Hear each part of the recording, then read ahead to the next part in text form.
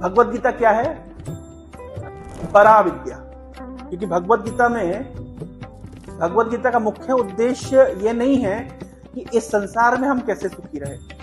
भगवत गीता का मुख्य उद्देश्य है कि संसार के द्वंद्वों से परे जाकर के हम भगवान के धाम में कैसे जा सकते हैं, भगवान की सेवा में कैसे नियुक्त हो सकते हैं, भगवान के प्रति शरणागत कैसे हो सकते हैं। ये भगवत गीता का विषय वस्तु है। लेकिन जो नीति शास्त्र होते हैं उनका वो क्या सिखाते हैं? वो सिखाते हैं कि इस संसार में कैसे रहा जाए। और अल्टीमेट उद्देश्य तो यह है कि हमें इस संसार से पार होकर के, इस संसार सागर को पार करके भगवान की श्री चरणों का आश्रय लेना है।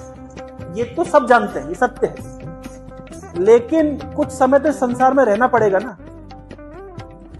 परम पूज्य राधा गोविंद महाराज प्रवचन देते हैं, जैसे ये जब मकान बन रहा था, जब मंदिर बन रहा था, तो यहाँ पे बांस बल्ली का सपोर्ट दिया गया। इस सपोर्ट की आवश्यकता कब तक होती है? जब तक ये छत पक्की नहीं हो जाती। जब छत पक्की हो जाती है तब आप वो सपोर्ट हटा सकते हैं, तब छत गिरेगी नहीं। उसी प्रकार से जब तक हम भक्ति के एक मिनिमम स्तर पर नहीं पहुंच जाते, हमें सांसारिक नीति नियमों में चलना पड़ता है। हम ये बोल करके कि हम भक्त हैं, हम नीति नियमों को टाल नहीं सकते। हमारा दूसरा उदाहरण देते हैं कि जैसे हमने मायापुर जब जाते हैं, तो आपने देखा होगा कि मायापुर बड़ी बड़ी नावों में लोग अपनी कार और बाइक भी पार करा रहे होते हैं। जब कार उस नाव के ऊपर होती है तो किस स्पीड में चलती है? नाव की स्पीड में चलती है। अब किसी के मन में विचार आए कि अरे बड़ी स्लो स्पीड चल रही है, कार तो तेज चल सकती है, तो वो क्या करे? कार का एक्सीलेटर दबाए तो क्या होगा? सीधे पानी में। तो उसको कब तक इंतजार करना पड़ेगा? जब तक वो नाव दूसरे तट पर नहीं आ जाए तब तक इंतजार करना पड़ेगा, फिर अपनी कार की स्पीड में वो चला सकता है। तो जब तक हम संसार में हैं, हमें संसार की नीति, जब तक हम अवधूत नहीं हो गए तब तक हमारा स्तर न गोपियों जैसा है न मीराबाई जैसा है।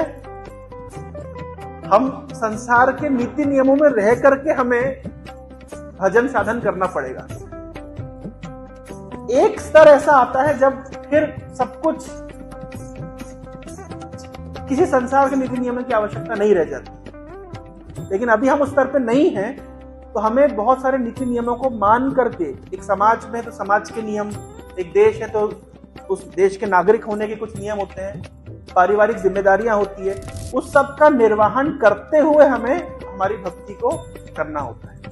तो जब तक हम संसार में रहते हैं तो संसार में किस प्रकार से रहा जाए ताकि संसार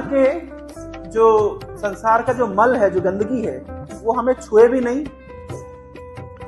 और बड़ी बुद्धिमत्ता के साथ हम संसार पार करते हैं। इसके लिए आवश्यकता होती है नीति शास्त्र।